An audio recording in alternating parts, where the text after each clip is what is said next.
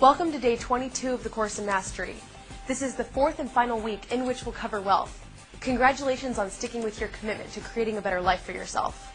Today, Tom Wood will be talking about personal marketing, and then we'll hear from Rick Barerra as he outlines branding strategies that make a huge difference. Here's Tom. This week is all about wealth and leadership, and today it's all about you. To build a strong foundation for wealth and a strong foundation for servant leadership, you must understand and master the power of personal marketing. Personal marketing is not just for speakers, authors, and Donald Trump. It's for anyone and everyone who wants to get their message across faster and more efficiently. Personal marketing is about relationships. It's about the relationship that you have with the people that you're speaking with. Have you ever heard the saying, "It's the message, not the messenger"? Yeah, the reason we say that is because it's the messenger. The messenger has so much to do with the message that when someone messes up or someone is not a great messenger, we have that saying to convince people that it's just the message. You are the messenger when you speak, and your image makes a huge difference in how you come across and what you can do. Mother Teresa was an incredible messenger. She had mastered personal marketing. Now, it wasn't just what she said, it was how she said it. Mother Teresa and her team created an image so that when she spoke, she had power. Now, the great thing about Mother Teresa is that the image was backed up. She acted with integrity. She acted in her passion and what she was truly about. This is the most important thing you can do in personal marketing, is have integrity in what you say and what you do. How would you like to have the personal marketing power of Mother Teresa, Madonna, and Mahatma Gandhi combined?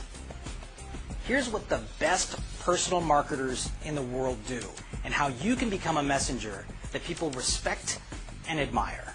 Number one, know yourself. What do you stand for? What are your passions? What do you believe in? When you are confident in yourself and in your actions, you have the incredible, powerful foundation for great personal marketing.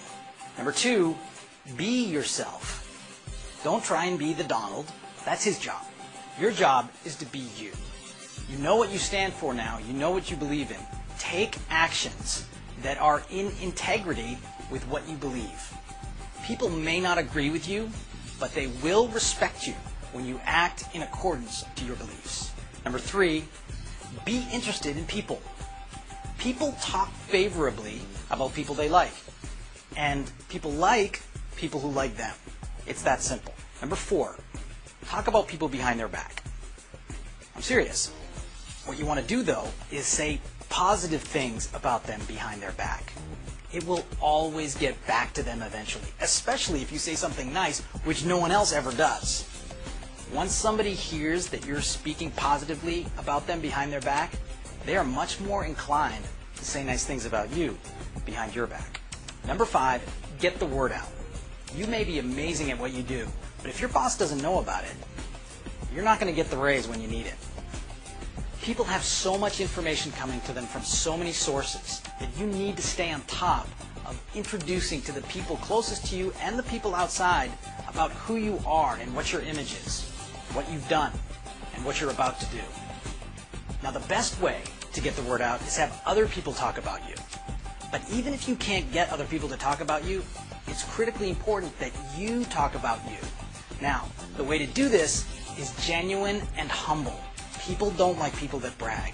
So be humble when you're talking about yourself. There's so much more about personal marketing, and this was a good start today. If you had to focus on one or two of these 5 points, the most important are know yourself and be yourself. Even if you don't get the word out, you're going to be happy about who you are and confident in the way you go in the future. There's more coming. We'll see you tomorrow. Thanks, Tom. Next up is Rick Barerra. Rick is one of the most respected and admired experts in the areas of branding and sales. He has written 3 best-selling books and consulted with forward-thinking Fortune 100 companies such as AT&T, Xerox, and IBM. Tom Wood believes that to market yourself effectively, you must act as though your name is that of a big business. As you watch Rick reference what the best companies in the world do for marketing and branding, I want you to think to yourself about how you can apply these principles and strategies to your own life when you market yourself. Here's Rick. J.D. Power rated Lexus #1 9 years in a row for customer satisfaction. Disney is the #1 attraction on earth.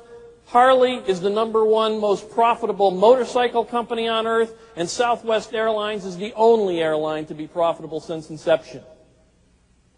So what can we learn from these folks? How do they do that? They think small. They believe that intimacy breeds intimacy. They build branded experiences for smaller groups of customers whose needs are more similar.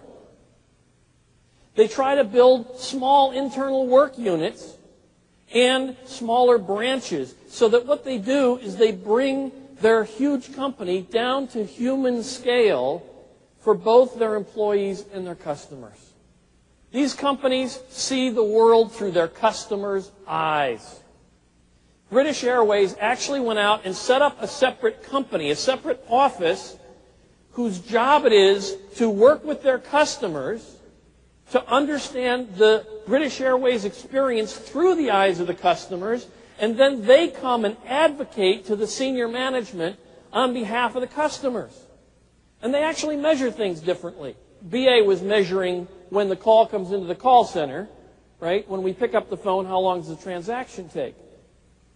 What the customer was measuring is from the time I pick up the phone and punch through all the automated menus and get switched to the various departments and finally get to the person I want and do all the reservation, the transaction, and hang up the phone. What's the total elapsed time?